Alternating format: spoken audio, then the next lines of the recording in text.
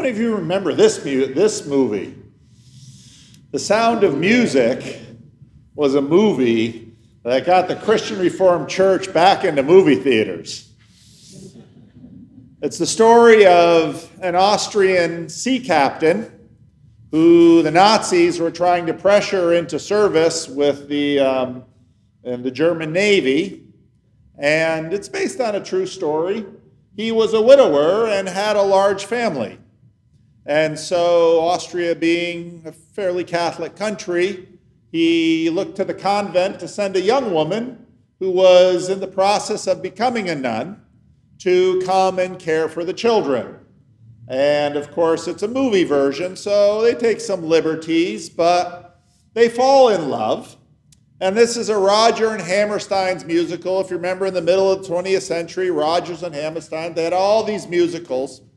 And in the middle of the movie, or towards the end, when finally Fraulein Maria and the sea captain are falling in love, there's this little song called Something Good. And in this song, there's the line that's basically, somewhere in my youth or childhood, I must have done something good. And I remember seeing this as a kid in the movie theaters. It would be on TV. My parents had the musical album. And I never understood the song. I was like, what's this song about? Somehow I must have done something good. Well, as you get a little bit older, you get a little more acquainted with the world. It's like, oh, I get it. This is karma or common religion.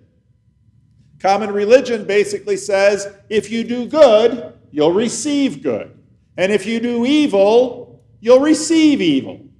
Now, we've been talking about this Emile Durkheim idea of a social fact.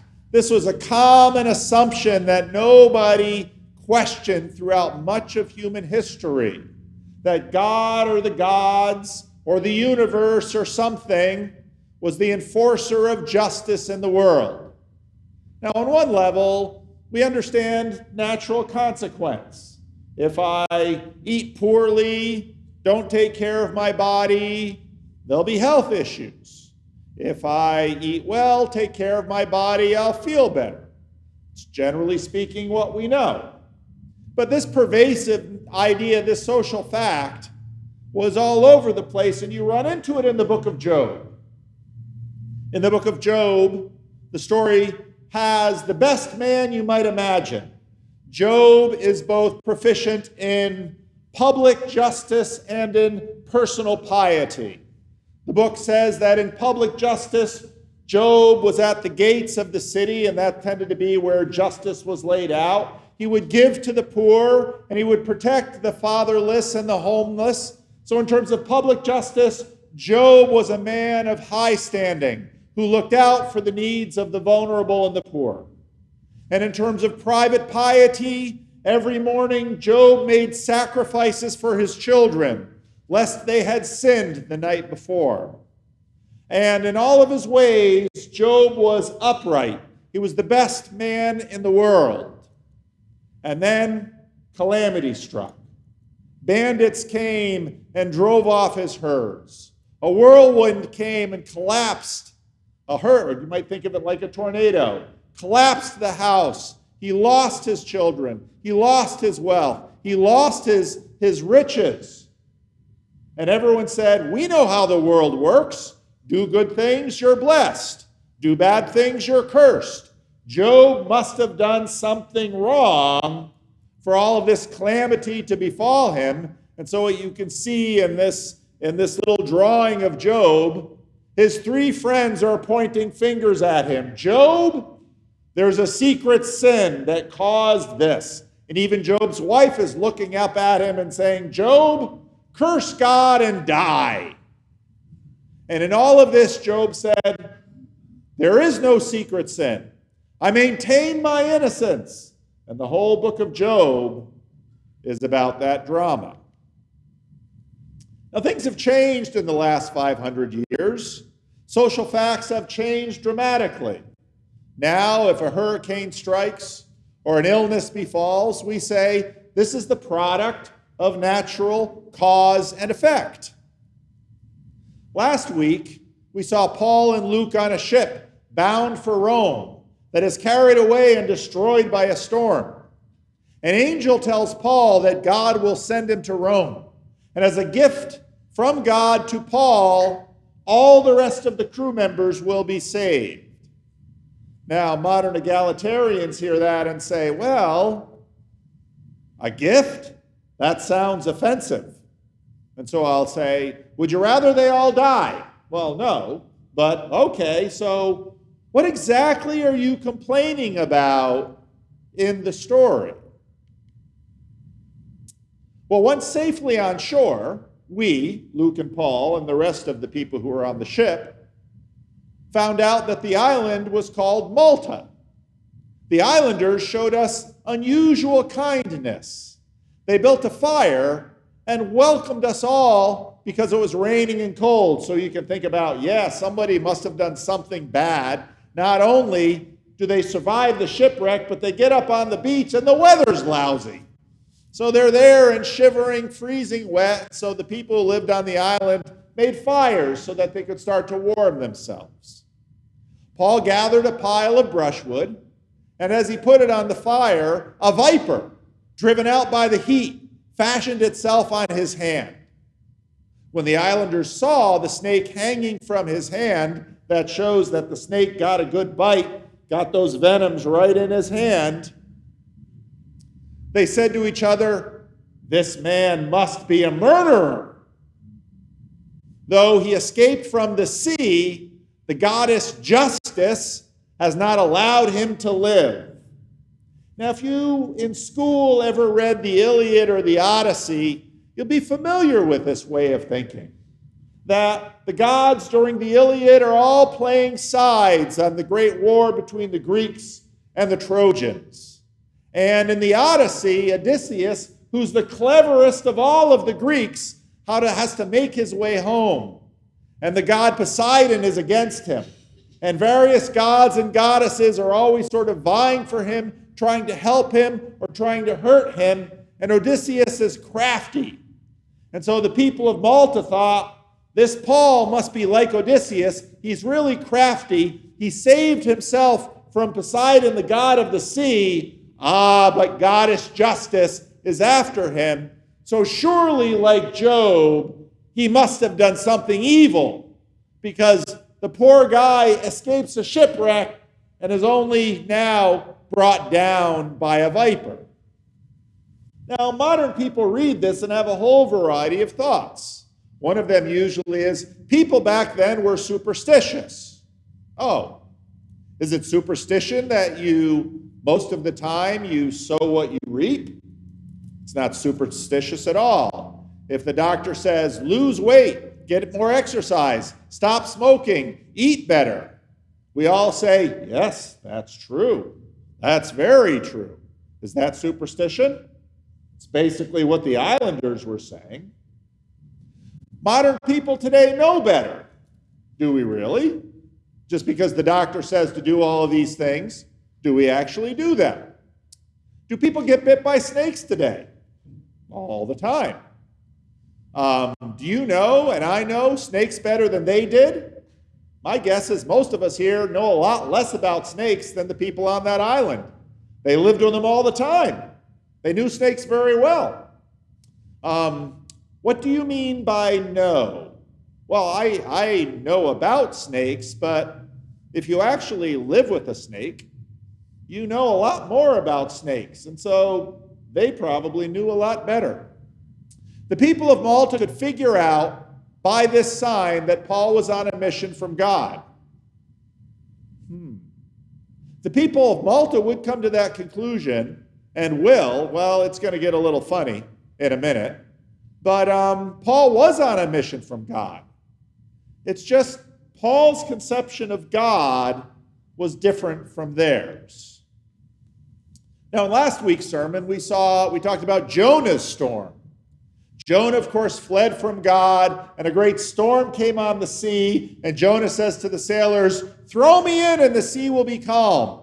The sailors don't want to do that because they kind of understand competing gods, and they're like, well, if we throw you in, maybe we'll satisfy the God of the sea, but there might be other gods out there that are angry with us for taking your life. So Jonah finally prevails upon them, and they throw him into the sea, and the sea becomes calm. In Jesus' storm, Jesus stands up and stills the storm, and the disciples are terrified. There's another interesting story in the New Testament of a man born blind. This is from John chapter 9. As he went along, he saw a man blind from birth. Now pay attention to this business from birth, because maybe if you're 20 or 30 or 40 and you become blind, someone would say, well, he became blind because he was sinning. And usually the blindness must somehow be connected with the sin. But this guy was blind from birth. A few years ago, there was a rather famous Dutch soccer coach who was enamored by Hindu religion. And so he liked to make public statements since he had a platform, because he was a soccer coach and everybody loves soccer in the Netherlands. And he just postulated to the Dutch nation, I believe that children born with birth defects are suffering the penalty of justice for wrongs they did in a previous life. The Dutch population didn't like this answer at all, and so discussed it. But this question is around with this sort of form of common religion. And so they bump into a man born blind, so surely this calamity isn't from something he did. He was born that way.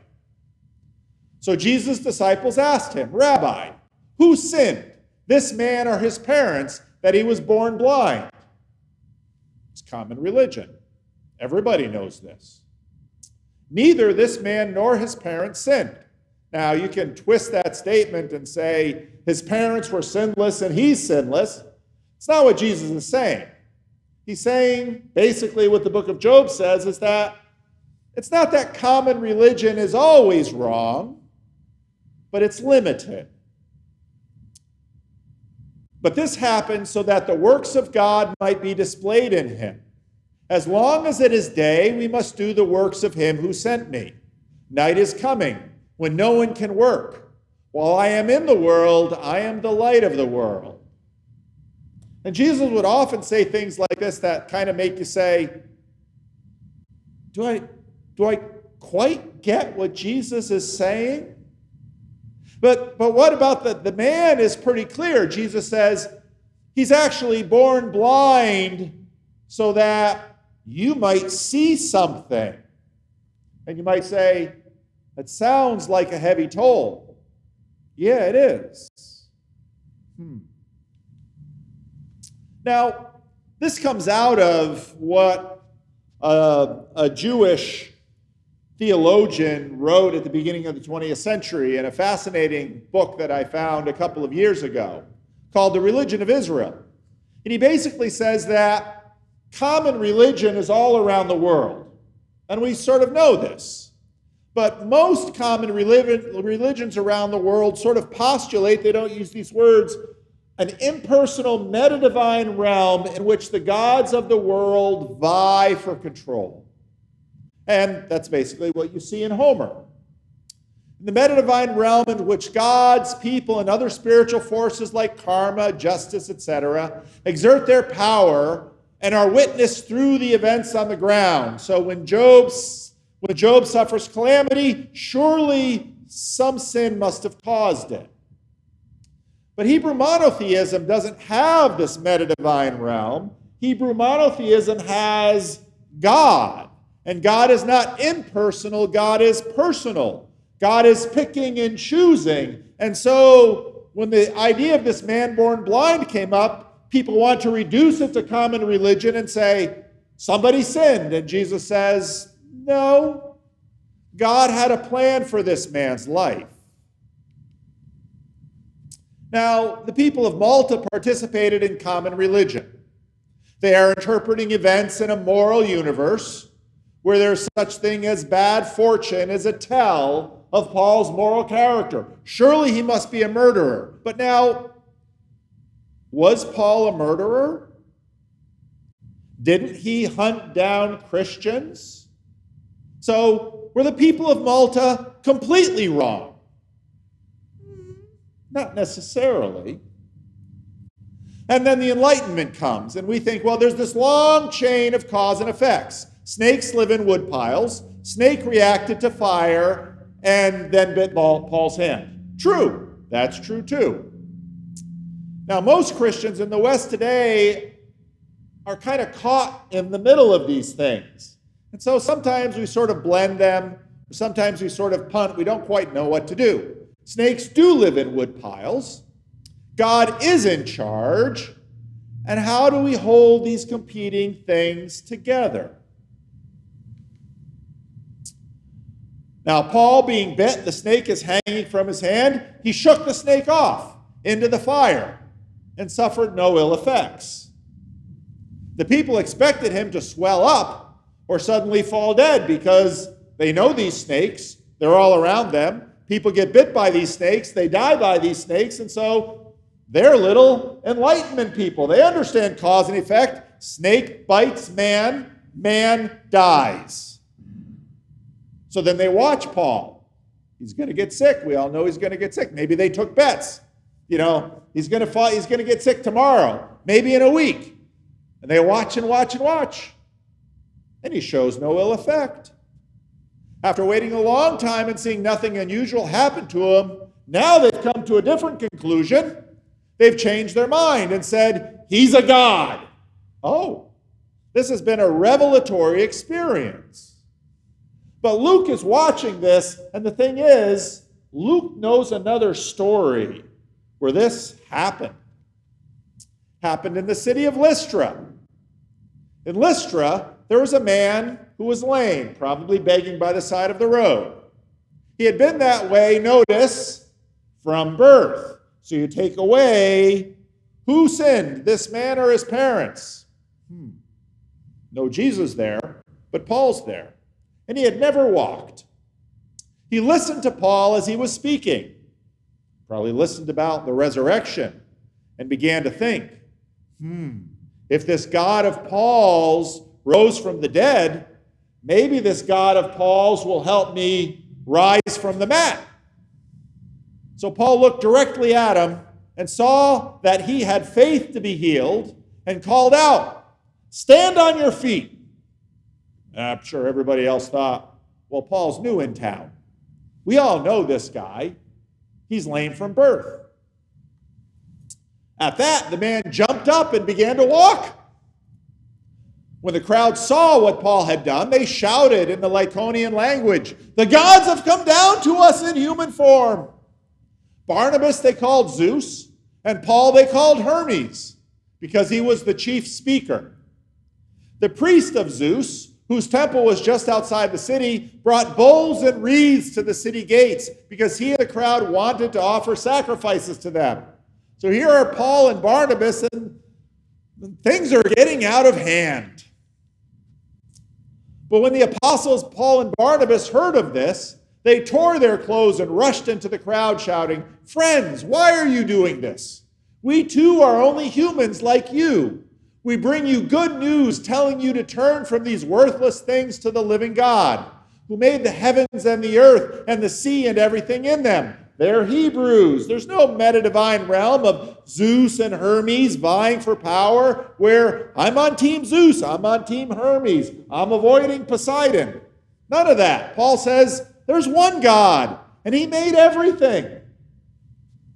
In the past, he let all nations go their own way. Yet he has not left himself without testimony. He has showed kindness by giving you rain from heavens and crops in their seasons. He provides you with plenty of food and fills your hearts with joy. Even with these words, they had difficulty keeping the crowds from sacrificing to them. In other words, again, we see this again and again in the book of Acts. You can tell people things, but these social facts are stubborn things. But when some Jews from Antioch and Iconium won the crowd over, they probably said, "You heard them, they're frauds. You've been duped. These men are trying to defraud you, to turn you away." They stoned Paul and dragged him outside the city, thinking he was dead. Wow, there's a turn. One minute they're sacrificing to him that he's a god, and the next minute they think he's a fraud. And so Luke's watching this in Malta thinking, oh, we've been here before. This is a problem. But it went better in Malta. There was an estate nearby that belonged to Publius, the chief official of the island, and he welcomed us into his home and showed us generous hospitality for 3 days. His father was sick in bed, suffering from fever and dysentery. Paul went in to see him, and after prayer, placed his hands on him and healed him. And when this had happened, the rest of the sick on the island came and were cured. Now again, it's probably likely that no matter what Paul said or preached, they would all think in terms of their own religion. But there's a little spark of something that was kindled. They honored us in many ways, and when we were ready to sail, they furnished us with the supplies we needed. In other words, not only the illness and the snake, but also the miracles were part of a much larger plan by which God looked after Paul again, and with Paul, everyone on the ship. Now remember the thesis statement of the book of Acts, right there in the first chapter. After Jesus' crucifixion, his resurrection, they're all gathering around Jesus, and his disciples are thinking, maybe now we kick out the Romans. Paul, Roman citizen, is now on his way to Rome to stand trial before Caesar. The disciples then gathered around him and asked, Lord, are you at this time going to restore the kingdom to Israel? He said to them, it is not for you to know the times or the dates the Father has set by his own authority. The Father already knows my eyes are on much bigger things than just Judah and Galilee. I haven't come just to release Judeans from Romans. I've come to release the world from their sin. But you will receive power when the Holy Spirit comes on you, and you will be my witnesses in Jerusalem and in all Judea and Samaria and to the ends of the earth. Now, Paul is traveling to the ends of the earth, and he has received power, and in these stories, he is Jesus' witness. This story, in fact, on Malta sounds a lot like Jesus in Galilean towns. Jesus heals someone, and everybody's like, hey, wait a minute, I need some of that too. And so they all come around and they are healed. Now, again, they're probably not going to be disavowed of their pagan polytheism, but a little light has gone out. Now, Bart Ehrman, who wrote a very interesting book about the triumph of Christianity, where he basically said, well, part of the reason that Christianity conquered the Roman Empire is because miracles happened. Now, the great irony of Bart Ehrman is he doesn't believe in miracles. And so when I look at his book, I think, okay, Rome conquered because there were stories of miracles and Christians were exclusive, but you don't believe in miracles, so was it just stubbornness that conquered the Roman Empire? I don't think so. Seems to be a fatal element in his book. But the miracles very much were a sign of divine favor to common religion. Now, the thing about common religion is that it's not true. Go ahead and do a lot of bad things. See how that goes for you. People learn this in time. They start doing better things. But sometimes it's a little simplistic and sometimes just wrong, like in the case of Job. But here's Paul, and we might think he's going to be like Alexander or Caesar or one of these great people who are going to be wealthy and powerful and rule the world. But like Jesus, Paul is in chains. I don't mean that physically at that point. He's a prisoner. And we don't know whether he will ever not be a prisoner again. We don't quite know the details of the end of Paul's life. He has rescued the lives of the pagan sailors and the soldiers and the prisoners on board the ship. He is on his way to stand trial before Caesar. And everybody will ask, well, how can such a great prophet or a god who can survive a shipwreck and shake off a poisonous snake? Isn't there a snake in the Garden of Eden? You think these stories are arbitrary? How can all of that, how can he then remain chained and become Caesar's victim? And Paul would say, I know someone else who was arrested and executed by Caesar. There's a story going on here that begins to undermine common religion, because according to the rules of common religion, if you do everything right, you'll get everything in return. And this, in fact, if you go to the beginning of the book of Job, before Job's calamity, it started with a little conversation. Satan, the accuser, was running around the world, had a meeting with God. And God says, oh, what do you think? Satan says, you know what? This common religion, people have gamed this system. They're only good because it's mercenary. They're only good because it pays. That's not true goodness. True goodness should be about doing the right thing even when it costs you. And the Lord said, okay, have you considered my servant Job? And Satan said, you're proving my point. He's wealthy. He's blessed. He has beautiful children. He has a wonderful house. He has herds and flocks. He's only good because you've paid him. And God says, strike him. Go ahead. Let's see what happens. The book of Job is kind of a mess. But what about one who came who didn't have any sin at all? And one who came who did nothing wrong? And one who came who was arrested and beaten and executed for nothing he did? What would such a story mean? What if that man were God? What would that story mean? It would mean something important. Now, common religion, science, and natural law, they all major in cause and effect, and they don't go away. But Job, Jesus, and Paul demonstrate that there's more to the story. Israel fails to keep her covenant, but God won't abandon her.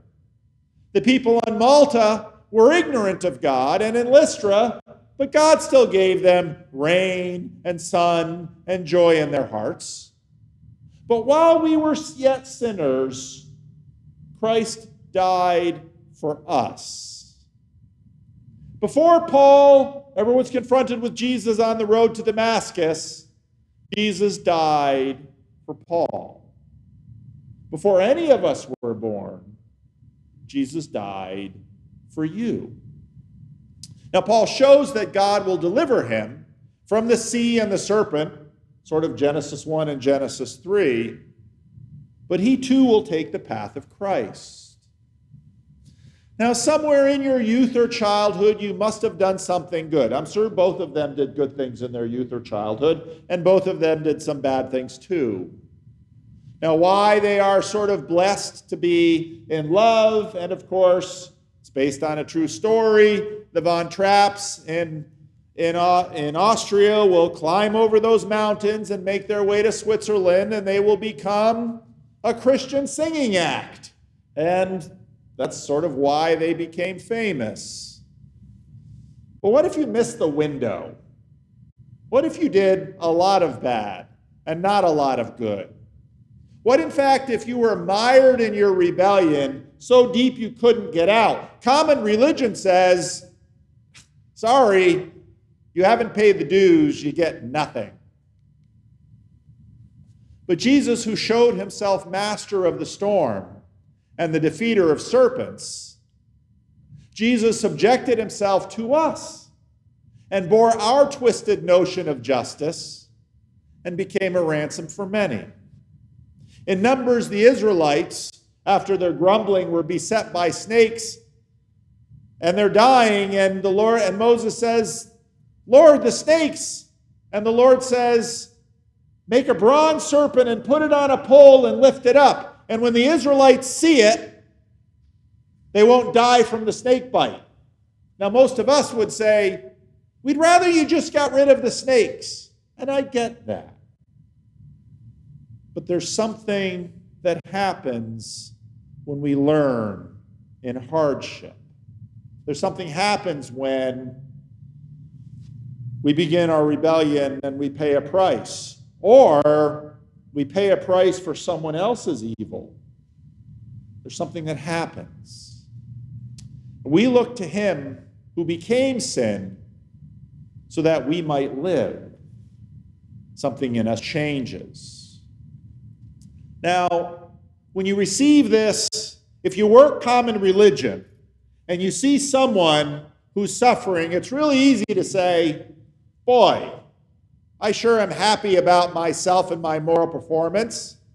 I had the right parents. I was raised the right way. I was taught right from wrong.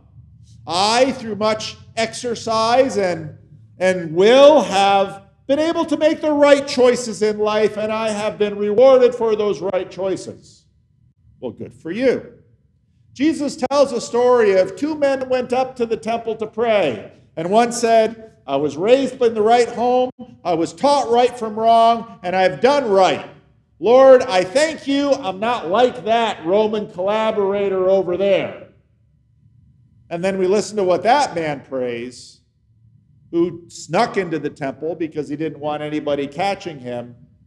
He says one little thing, Lord, have mercy on me, a sinner. And Jesus then says the strangest thing. He says, one man left justified. And common religion says, wasn't it the guy who kept all the rules? And Jesus said, no. It was the one who looked to God for his righteousness, not to his own moral performance. And if you see that God gives you mercy, forgiveness, and in fact, a new kind of righteousness, what do you say? It's a gift. And if you receive such a gift, how should you live? Well, with courage, because you lost, and God gave you this. With generosity, because everything you have is a gift from God. On a mission, because God himself is on a mission to let the world know who he is. With joy, with hope. That's sort of what this little album cover is about. You have the stern sea captain, and you have the young nun who, in a strange way, seems to be abandoning something religious, but in another way is used by God to bless the world beyond what she could imagine. You see, here's the thing about a gift. If my righteousness is based on my moral performance, I know myself. My moral performance might be good some days, not good other days. But what if it's a gift? And then I can't lose it. Then it's given by God. In Romans 8, Paul says, nothing can separate us from the love of God. If you lean into that, then you have something secure. Let's pray.